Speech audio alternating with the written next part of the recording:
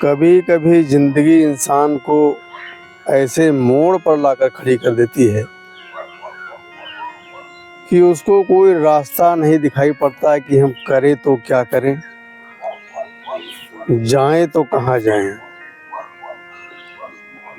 मोहन अपने 4-5 दोस्तों के साथ अयोध्या राम मंदिर दर्शन करने के लिए गया हुआ था। तो दोस्तों ने कहा कि चलो पहले हम सरयू में नहा लेते हैं, और जब गांव से यहाँ आए हैं, अयोध्या आए हैं और सरयू में स्नान ना करें तो ठीक नहीं है। सरयू में स्नान करके पहले हम अपने आप को पवित्र करते हैं, उसके बाद चलेंगे श्री राम मंदिर का दर्शन करेंगे, हनुमानगढ़ी चलेंगे और अन्य मंदिरों में भी जाएंगे। तो मोहन ने कहा ठीक है, चलो पहले नहा ही लेते हैं। सब लोग नहाने के लिए सरयू नदी के किनारे गए और मोहन ने पहले ही छलांग लगा दी सरयू नदी में। एक एक करके सब कूदने लगे, लेकिन उसमें से जो एक संजय नाम का जो दोस्त था, तो उसने बोला कि भाई फूल वगैरह चढ़ाने के लिए फूल तो चाहिए, तो ऐसा करते फूल लेकर के रख लेते हैं, उसके बाद में हम नहाएंगे। तो उसकी नज़र पड़ी एक लड़की जो थी, तकरीबन उसकी उम्र रही होगी 26-27 साल की रही होगी। इतनी खूबसूरत लड़की हो कि जब उसको फूल बेचते हुए देखा तो संजय की आंखें फटी की फटी रह गई कि इतनी खूबसूरत लड़की, और ये सरयू नदी के किनारे हर घाट पर फूल बेचती है। तो उसने बुलाया, अरे फूल वाली इधर आओ, इधर आओ, इधर आओ, हमें फूल लेना है। तो वो लड़की बोली कि आती हूँ बाबूजी। तो उसने जिसको फूल दिया था उससे पैसे लिए, पैसे ले करके वो संजय के पास चली गई, और संजय के पीछे ही सारे लोग नहा रहे थे, उनके दोस्त भी नहा रहे थे। तो संजय ने बोला उससे कि फूल कैसे दिए? तो उसने जो है वो पत्तों के दोने बना रखे थे, गोल गोल से वो दोने बना रखे थे, उसमें फूल डालती थी और एक माला। बोली कि एक माला और ये फूल जो है 10 रुपए का है। तो संजय ने बोला कि हमको जो है 5 दोने चाहिए। तो उसने बोला, तो वो औरत ने बोला कि बाबूजी 5 दोने क्या करोगे, आप तो अकेले हो। तो संजय ने बोला कि हम अकेले नहीं हैं, ये देखो पीछे हमारे 4 दोस्त और नहा रहे हैं। जब लड़की ने नहाते हुए लोगों को देखा और देख करके वो फूल उनको दे दिए थे संजय को, और संजय बैग से पैसे निकालने लगा, इतने में वो लड़की वहाँ से गायब हो गई। अब संजय सोच रहे कि बताओ, उस लड़की ने पैसे भी नहीं लिए और 5 दोने फूल भी हमको दे दिया, उसको कहाँ ढूंढेंगे हम? तो वो लड़की तो वहाँ थी नहीं, तो लड़की गायब हो गई थी। हालांकि संजय जो है थोड़ा दूर दूर जा करके देखा, लेकिन वो लड़की नज़र नहीं आई। संजय लौट आए और वो भी स्नान करने के लिए चले गए। घाट पर बड़ी भीड़ थी, बहुत लोगों का आना जाना था वहाँ, बहुत लोग नहा रहे थे, बहुत लोग इंतजार में थे कि घाट खाली हो तो हम भी नहाएं। सब लोग निकल आए, लेकिन मोहन जो है उसी में नहाता रहा।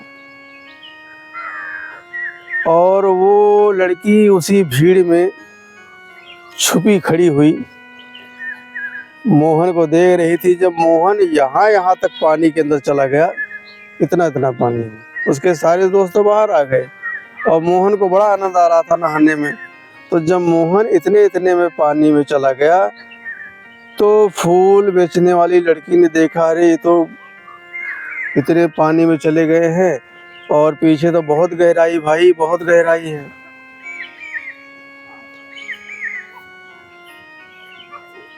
तो उसको देखा नहीं गया, उस लड़की से देखा नहीं गया।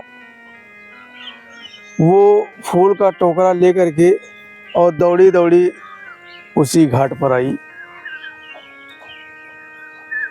और बोली कि उससे आगे मत जाओ, वहाँ बहुत पानी है, बहुत गहरा पानी है, आप निकल आओ, बाहर की तरफ आ जाओ, बीच धारे की तरफ मत जाओ। मोहन वो और बीच की तरफ ही जा रहा था। जब इतना पानी आगा सिर्फ नाक रह गई तो उस फूल वाली लड़की बड़ी जोर से चिल्लाई, अरे कोई इनको बचाओ, इनको कोई बचाओ, इनको निकालो।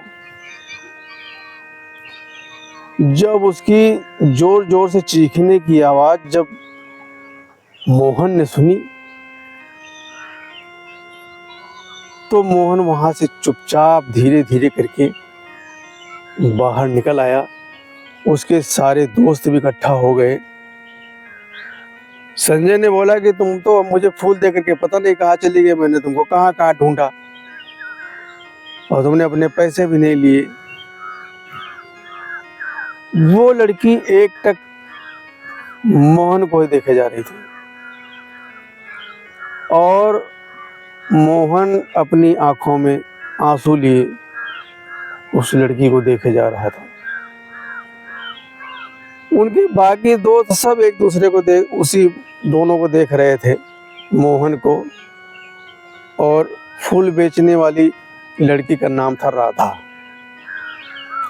ऊपर वाले ने क्या नाम रखा था दोनों का सोच करके, और दोनों की क्या जोड़ी बनाई थी, मोहन और राधा। मोहन राधा एक दूसरे को देख रहे थे और आंखों से झरझर आंसुओं की बरसात हो रही थी। सारे दोस्त चकित थे कि ये क्या है। तो संजय ने मोहन से पूछा कि तुम इस फूल वाली को जानते हो क्या? तो मोहन ने कहा कि जानता ही नहीं हूं, ये हमारी जिंदगी। लेकिन हमारे बाबूजी की जिद की वजह से बाबूजी अपने जिद के आगे नहीं माने और हम दोनों का साथ छुड़वा दिया। आज से 8 साल पहले हम दोनों की शादी हुई थी और ये मात्र मेरे घर में केवल 3 महीने थी। हमारे बाबूजी कलेश करते रहे। बात कुछ नहीं थी, हमारे बाबूजी को मोटरसाइकिल चाहिए थी और ये गरीब परिवार की लड़की मोटरसाइकिल न देने की वजह से हमारे बाबूजी कलेश करते रहे और बोले कि अपनी लड़की ले जाओ, हम आपकी लड़की लाएंगे नहीं। उस समय हमारे भी कुछ समझ में नहीं आ रहा था कि हम क्या कहें क्या करें। बाबूजी के फैसले पर ही हम रुक गए और उन्हीं का फैसला सर्वमान कर लिया।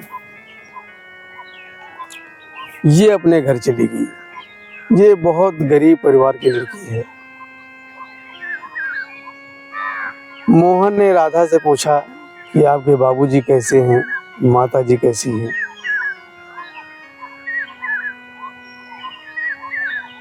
तो राधा रोने लगी, बोली कि ना तो हमारे रहे बाबूजी और ना रही हमारी माताजी। हमने अपने मौसी के लड़के को रख रखा है, तो उसको मैं पढ़ाती हूँ और उसका सारा खर्चा मैं उठाती हूँ, मेरे साथ रहता है वो। तो हम दोनों बहन भाई ही रहते हैं, मौसी का लड़का और मैं।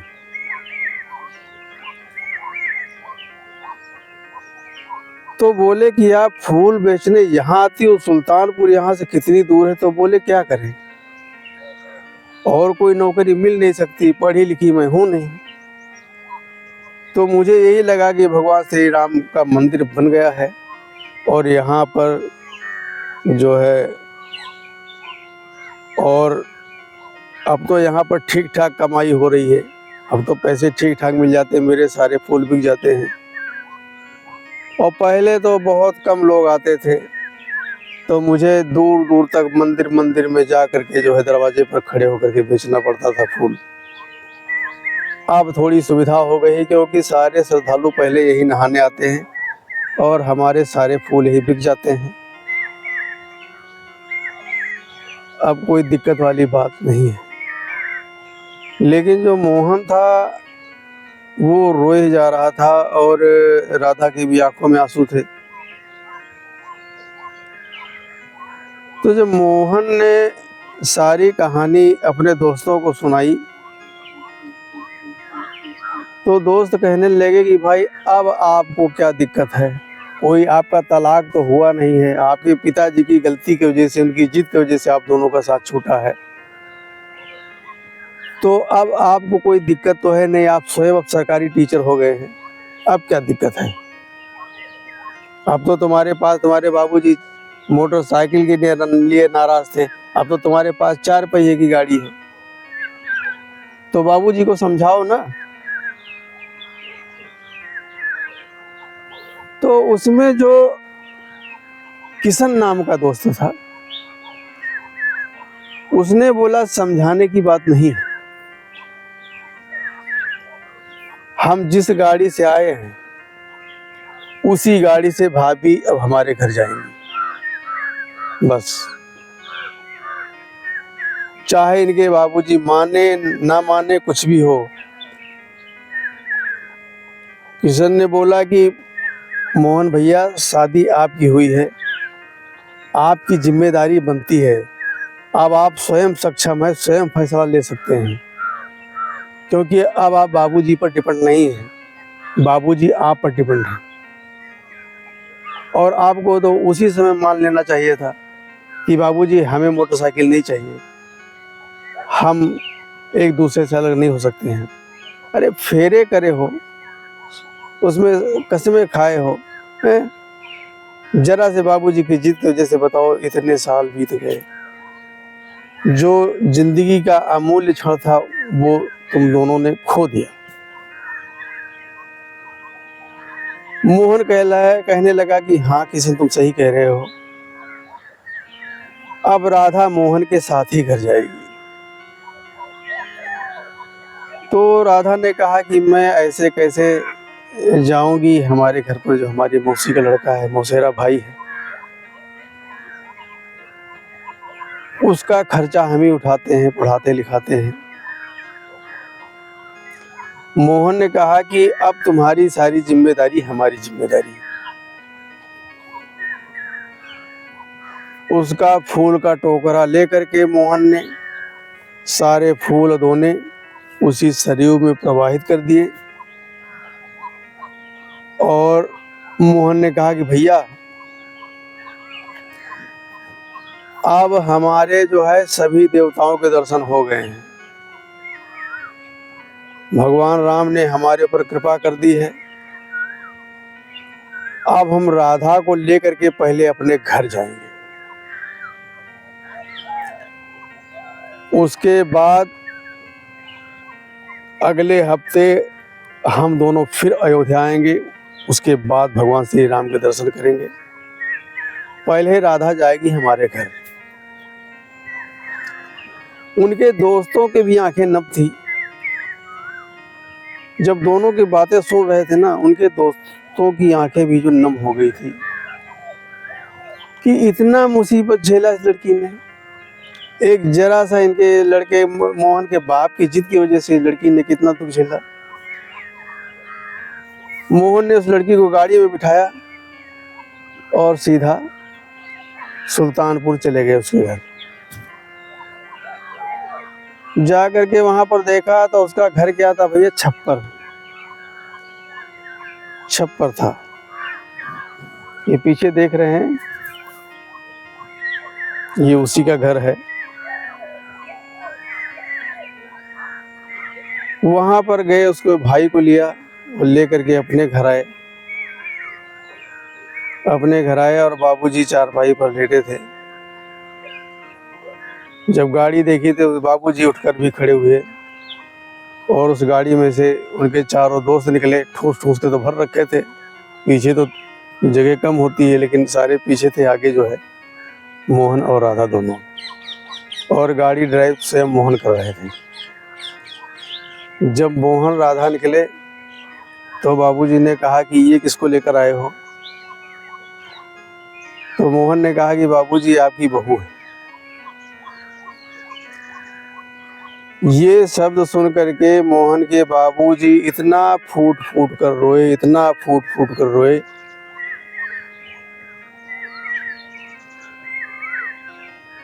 बोलने लगे कि बहू हमारी गलती को माफ करो।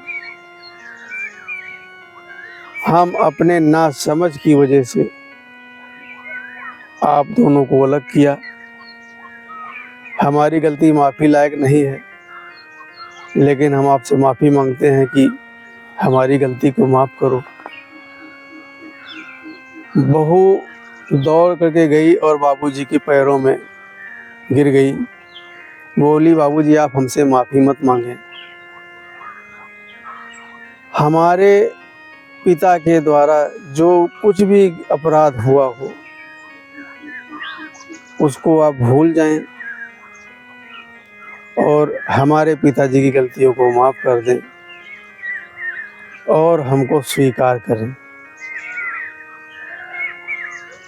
मोहन के बाबूजी ने राधा को उठाया और गले से लगाया। बोले कि बेटा हमारी आंखें अब खुल गई हैं। जब हमने आपकी शादी की थी तब हमें अपने पैसों पर बड़ा घमंड था। मैं पैसे को समझता था कि पैसा ही सब कुछ होता है, लेकिन पैसा ही सब कुछ नहीं होता है। हमें अपनी गलतियों का एहसास हो गया, लेकिन हम शर्म बस आपके यहाँ नहीं आते थे कि जिस मुंह से मैंने आपके पिताजी को धुतकार दिया था, अब उनके दरवाजे पर कौन सा मुंह लेकर के जाएं।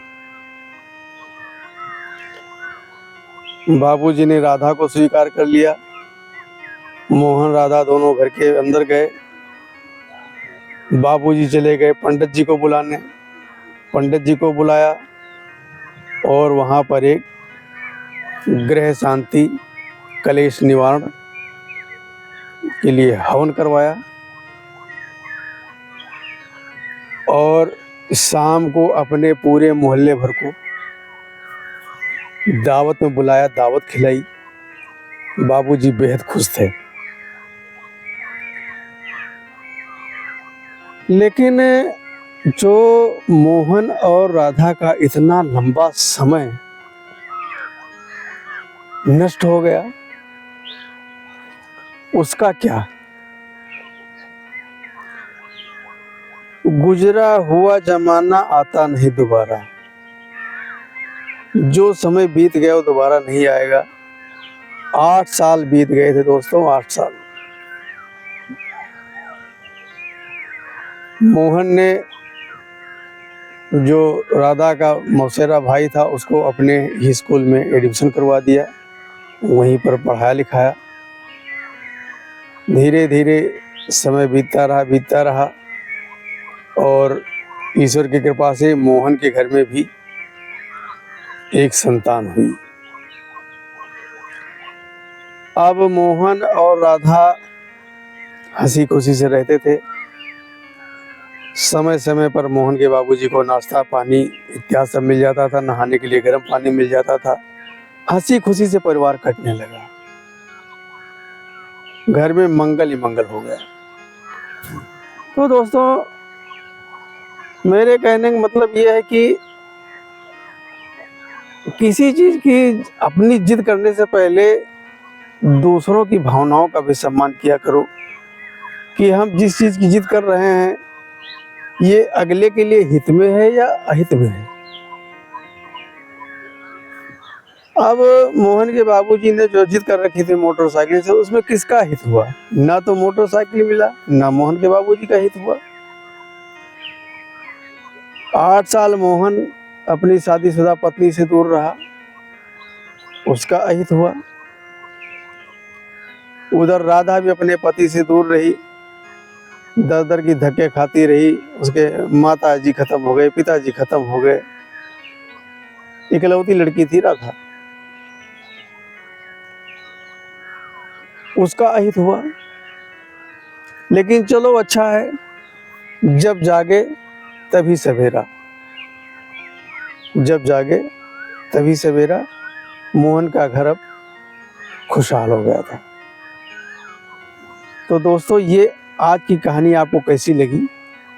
अच्छी लगी हो तो हमारा YouTube चैनल है मेरा संसार, उसको लाइक करें, सब्सक्राइब करें और अपने दोस्तों को शेयर करें। और हमारी आज की कहानी आपको कैसी लगी कमेंट करके ज़रूर बताना। और दोस्तों, आप हमारी कहानी सुनते नहीं हैं, मैंने देखा है कि आप हमारी कहानी सुनते नहीं। हमारी कहानी सुनिए और हमारी कहानी में जो कुछ कमी हो तो उसको आप हमें बताया करें। जब तक बताएंगे नहीं तो हमको क्या पता लगे हमारी कहानी में क्या कमी है। तो आप हमारी कहानी को पूरा देखिए, सुनिए और कमेंट में हमको बताइए, हमारी कमियों को बताइए। अच्छाई को मत बताइए, कमियों को बताइए, ताकि हम अपनी कमी को सुधार सकें। राम राम।